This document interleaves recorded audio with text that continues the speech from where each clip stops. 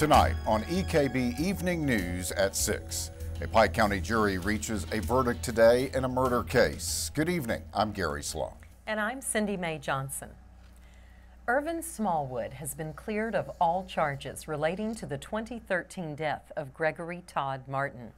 EKB News reporter Shelby Steele was in Pike Circuit Court this afternoon when the verdict was read and brings us this report. The murder trial of Irvin J. Smallwood came to a close today in Pike Circuit Court. The jury deliberated for 3 hours and found Smallwood not guilty of murder. This was a 4-day trial that Commonwealth Attorney Rick Bartley says was a difficult case to crack. Well, obviously, I'm disappointed. I would not have brought the case had I not believed that, in fact, he committed murder. But it was a difficult case, and the burden is on the Commonwealth to prove guilt beyond all reasonable doubt. And that's what I told the jury. Attorney Robert Wright says he believes the jury did their job and listened well. There was reasonable doubt. There was nothing but reasonable doubt. The jury listened, they paid attention, they analyzed, they did not create evidence like we asked them to, and they came back with the verdict that they should have. Wright says this was a fair trial. I want to point out that there has been cases as of late of some prosecutors, not necessarily here in this area, but prosecutors manufacturing evidence or doing things that may not be fair or ethical or even legal to obtain convictions. I'm going to say, really, without hesitation, that Mr. Bartley, I have to say, in this case, he presented the evidence, he presented it the best way he could, and did a fine job. He's a great lawyer, but he was fair to Mr. Smallwood. For EKB Evening News at 6, I'm Shelby Steele. Residents of Keowani Road in Pike County find themselves facing a dilemma. Both ends of their road have been impacted by landslides, leaving them with a single treacherous path to and from their homes. Meanwhile, a solution does not appear to be forthcoming as city and county leaders are at odds over who should make the repairs. EKB News reporter Shannon Deskins has been talking to all sides of the issue and brings us the latest developments. After both ends of their only access road have collapsed, 10 Pike County families are left traveling on very dangerous conditions on Keowani Road. And to make things more difficult, one slide is located in the city of Pikeville and the other is located in the county. City and county officials are both concerned about the situation. However, the Marion Branch bridge that is about to be constructed makes fixing the slide in the city nearly impossible. And so we're all aware of the situation. It's just a very bad position to be in when you have both sides fall out at the same time. So, you know, our mind is in it, our hearts are with the folks there. Unfortunately, from, you know, the city's side, where the bridge is going to go, there's just no way around. We can't open the road because the bridge is going to be constructed also. We can't spend money that is going to be tore up within a month or two thereafter. Pike County officials say fixing the road on their end will be an expensive project, and they say funding is just not available. Both the city and the county have reached out to CSX for permission to construct a temporary access road, but their first request has been denied. And what we're trying to do is trying to get a temporary road in that's adjacent to the slip to where our citizens can bypass the road until we can maybe get up with FEMA or maybe NCRS to come in and financially help us with this situation. Meanwhile, the residents who live between the two slides are left to travel this dangerous road daily, and they're hoping a solution is found soon. We can't get out this way. You can't get no emergency vehicles into us. No fire trucks, no ambulances, nothing can come in either way. And life has changed way. I mean, if they come fix this way, we're going to be stuck in here till it gets done. And we don't know who to talk to. We've called, can't get nobody to help us. County says they're broke. City says this is going to be tore out anyway. You know, it's not a good idea to fix that yet, so I don't know what we're going to do. Officials tell us they are appealing the denial by CSX to build a temporary access road near the railroad tracks, and they're hoping for a green light to start the project. For EKB Evening News at 6, I'm Shannon Deskins. A Johnson County couple appeared in U.S. District Court in Pikeville this afternoon for sentencing on charges related to disability fraud. Marty Welch pleaded guilty earlier this year to theft of U.S. property.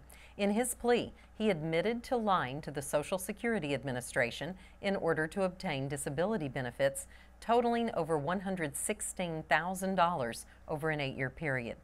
His wife, Madeline Welch, also pleaded guilty to making a false statement in support of that fraud.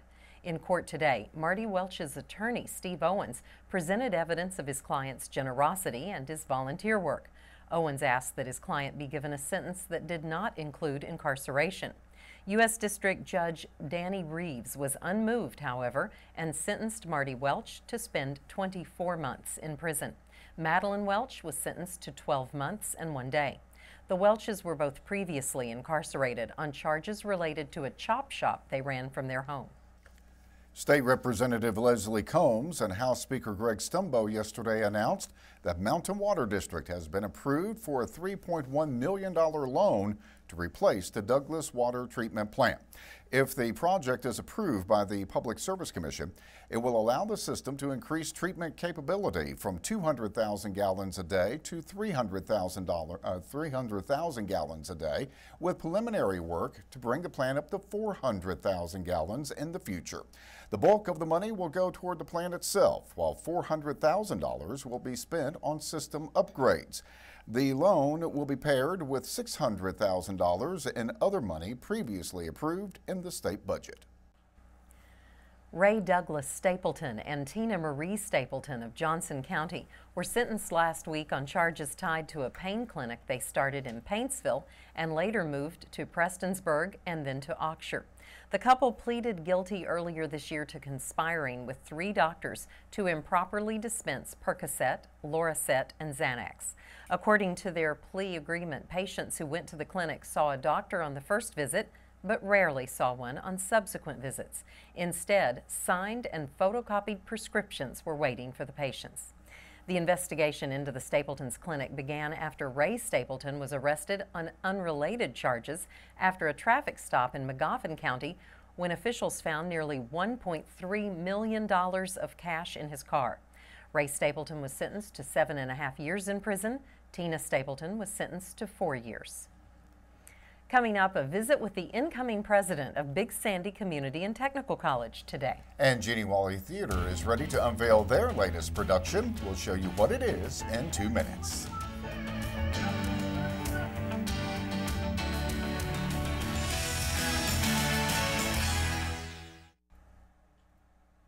The new president of Big Sandy Community and Technical College, Dr. G. Devin Stevenson, returned to Prestonsburg today for the first time since his appointment on April 21st.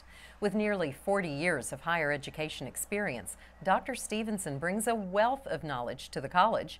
Here's a look at his future plans. You know, we're going to be striving for excellence here. We're going to be aggressive. We're going to look forward. We're not going to look back. There was a guy that I really enjoyed reading. His name was Robert Schuller. He just recently passed away.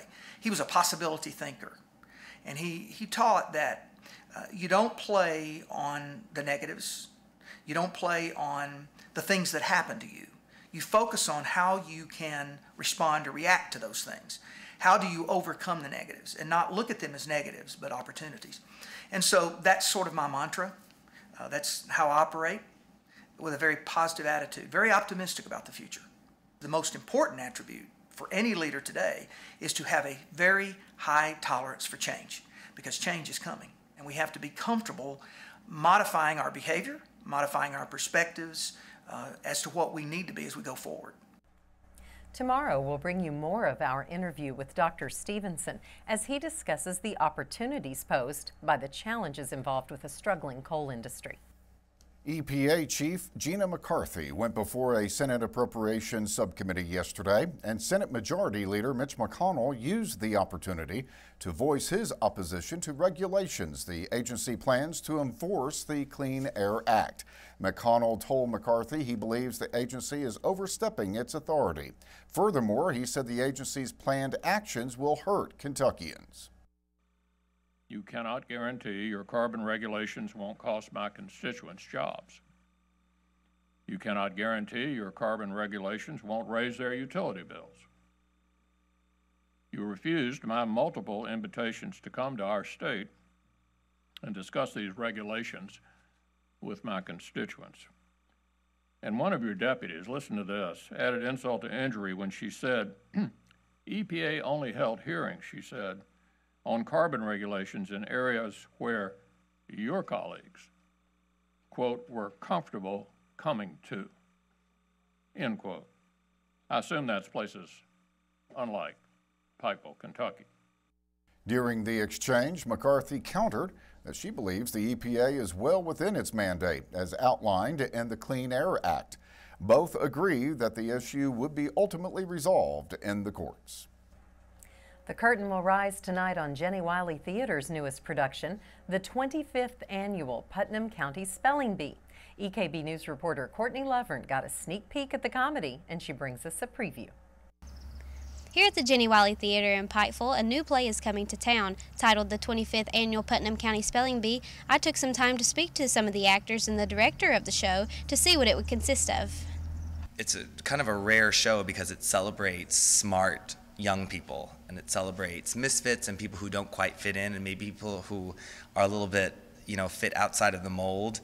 And it's celebrating them, so it's a very unusual look at really smart, eccentric, special young people. Those who are a part of this show are from New York City and were chosen out of a group of 400 potential actors. Those who did make the cut are quite enthusiastic about the chance to be a part of this particular play. I saw the show on Broadway like 10 years ago, and I saw it with my brother, and I just remember laughing hysterically the entire time. So I was like, I have to do the show. I have to be a part of it. It's one of the funniest shows I've ever seen in my life. Ever since I first saw it in college, I fell in love, especially with this character, and so it was always on my bucket list of things to be in before I died. And I would do this every day for the rest of my life if I could. Along with stunts, dancing, and singing, one unique aspect about this show is that audience participation is key to the play's production. We choose 4 audience members every single night before the show starts, and they're in the show, some of them for up to an hour. Like, you are integrated into the show, into the plot, you are involved in production numbers, and you get to work with 9 unbelievably dynamic actors. The play will open on April 30th and will continue through May 16th. The actors encourage others to come and see this production during its limited run in Pikeville. Well, definitely come see it. Come to support our show. But just that they're in for a treat. It's like I said, it's never the same every night, and it could be your neighbor or your friend up there spelling, and so you're automatically connected. But this music and the story is so charming and wonderful that you just want more and more, so you can see it over and over again and still have a great time. Reporting for EKB Evening News at 6, I'm Courtney Leveren. Well, coming up, Andrew will be in with sports, but I want you to know, we've been invited to participate in the spelling bee. Oh. But first, EKB Chief Meteorologist Lathan Hopkins will be in to let us know how quickly the sunshine will return. We'll be back in 2 minutes.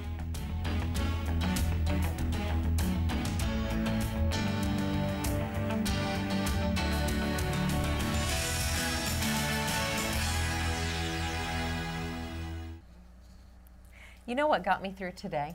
What? An old saying. April showers bring May flowers. It is hard to believe we are wrapping up the month of April, and it's going to end on a wet note. The month of April has just been soggy from beginning to end, but May looking much better. Doppler radar showing some heavy rain showers across parts of eastern Kentucky as we speak. Dealing with those rain showers stretching on US 23 from Pikeville to Prestonsburg to Paintsville, and also into parts of Letcher County. That's where we'll start things off, is right in Letcher County, because we do have a heavier shower that is moving from Blackie over to Whitesburg, right along US 119, and eventually this will be heading into parts of southwest Virginia. So for you folks in Wise, ready, we do have a shower that will be moving your way. Along with the heavy rain, you can also see this has some lightning in it as well. So I take that into consideration if you're going to be traveling here over the next hour or so throughout county. Now, let's go a little further to the north, across the Big Sandy region from Pikeville to Prestonsburg, Paintsville along US 23. Yes, the rain showers are sticking around, and that is coming down quite heavy at times. So, traveling on 23 north from Pikeville to Paintsville, keep in mind that you will run into wet roads. All right, let's talk about the satellite and radar composite. And we do have this area of low pressure that is continuing to make its way right across the state of Kentucky. You can see it very clearly, just spinning right in place counterclockwise. We still have showers stretching from Lexington to Louisville that will move through during the overnight hours, so something to keep in mind during tonight. But once we get to tomorrow, especially tomorrow afternoon, the showers will be moving out, and yes, the weekend still looking pretty nice. I'll show you that here in just a second. Before the rain moved in, we made it to 62 degrees, but of course not now. I'll show you the current temperatures here in a second. 48, the official low. Now, as of about 4 o'clock, the National Weather Service picking up 0.04 of an inch of rain, which puts us about 6 1/4 inches above average for the month of April. We'll have a recap of the month of April coming up tomorrow once we get the final rain totals for today. Man, oh man, we had 70s this time yesterday. 53 now in Pikeville. It's the best we could do. 45 in Dorton. We have 50 in Prestonsburg, 49 in Salyersville. Temperatures going to be pretty steady during the overnight hours tonight as this area of low pressure moves out, and I'm going to show you the future cast, give you a better idea of what to expect tonight and tomorrow. Notice the rain showers really kind of wind down overnight tonight. Then we get another little batch of some moisture trying to move in, especially as we head into the afternoon hours tomorrow. That moves to the south, and then look at this.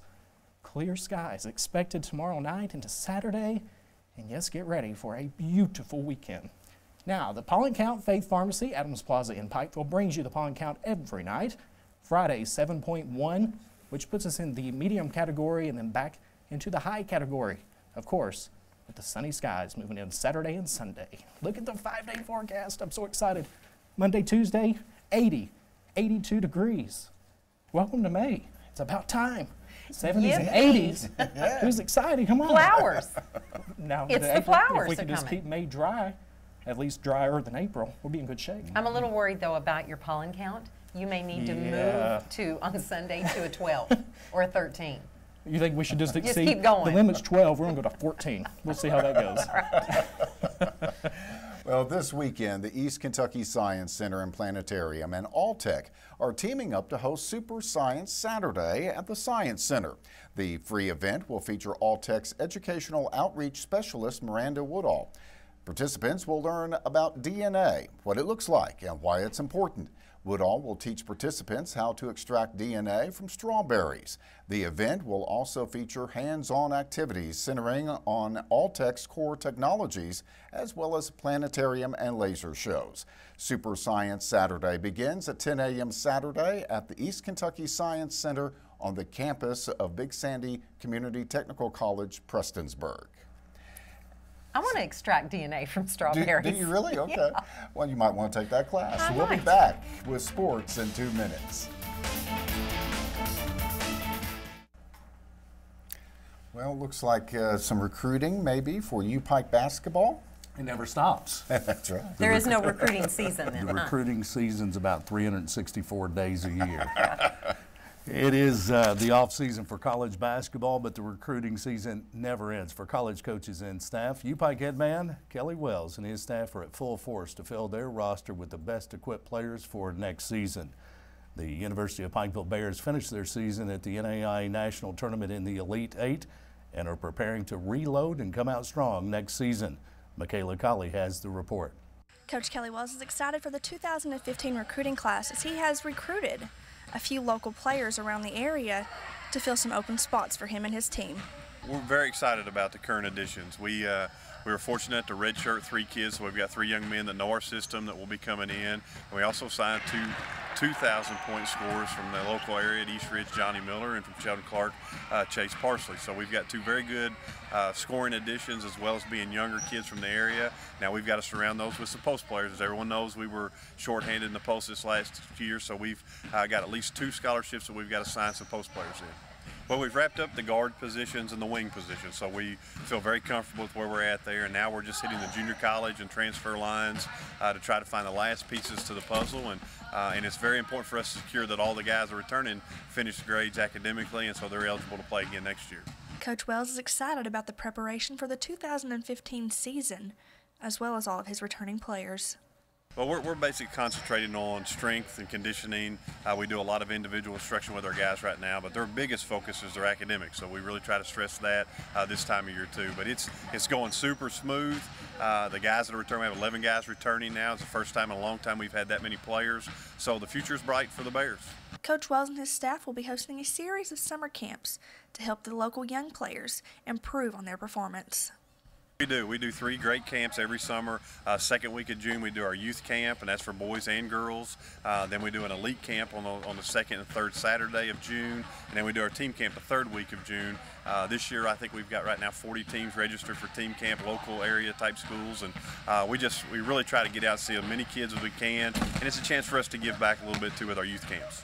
Coach Wells and the Bears are preparing in all aspects of play so that they can be competitive within the 2015 season. Well, we're looking forward to everything. The opportunity to compete again for championships is big time important to us. I think only finishing at the Elite Eight only fueled our fire a little bit more to try to finish as #1. So the guys are excited. Workouts have been very intense. We're adding the right pieces to the puzzle in recruiting, and I think we'll have a great season next year, and we're looking forward to that opportunity. And in local high school baseball yesterday, in 57th District matchups, Johnson Central got a 5-1 win over Magoffin County to improve to 12-8 on the season. Paintsville held off Sheldon Clark 10-8. The Tigers are now 15-4 on the year. Other action saw Pike Central knock off Allen Central 10-2. The Hawks improved to 14-5. South Floyd also got a win over Allen Central last night, 9-4. The Raiders moved to 7-9 on the season. Tonight on the Baseball Diamonds, Belfry goes to Johnson Central. Phelps will be at Shelby Valley. Phelps travels to Shelby Valley, and Pike Central will visit Jenkins. In high school softball, Paintsville got a 7-2 win over Sheldon Clark's Ladies, and the South Florida Lady Raiders shut out Allen Central 15-0. Tonight, Prestonsburg is at Allen Central, and the Phelps Lady Hornets go to Mingo Central. And the journey to the NFL draft is almost here. Tonight at 8, the first round of the NFL draft will begin in Chicago's Auditorium Theater and continue through this Saturday. Florida State quarterback Jameis Winston is expected to go first to Tampa Bay. The University of Kentucky defensive end Alvin Bud Dupree is projected to go in the first round. Standing at 6'4", 269, Dupree is projected to be a top 10 pick. And finally, Billy the Kid is heading to the NBA. Florida coach Billy Donovan, who spent 19 years in Florida, has agreed to a multi-year deal with the Oklahoma City Thunder. During his time in Gainesville, the Gators won 2 national titles, advanced to 4 Final Fours, 7 Elite Eights, and 14 NCAA tournament berths. Billy Donovan, the new head man at Oklahoma City. And speaking of head men, going back to your first story with Kelly Wells, he's participating in a blood drive. He is indeed a strong proponent of organ donation and, of course, sponsoring a blood drive at the Pikeville Donor Center Friday and Saturday. It starts at 8 a.m. each day. Oh, I hope there's a lot of support for that. Indeed, yes. And we'll be back in 2 minutes.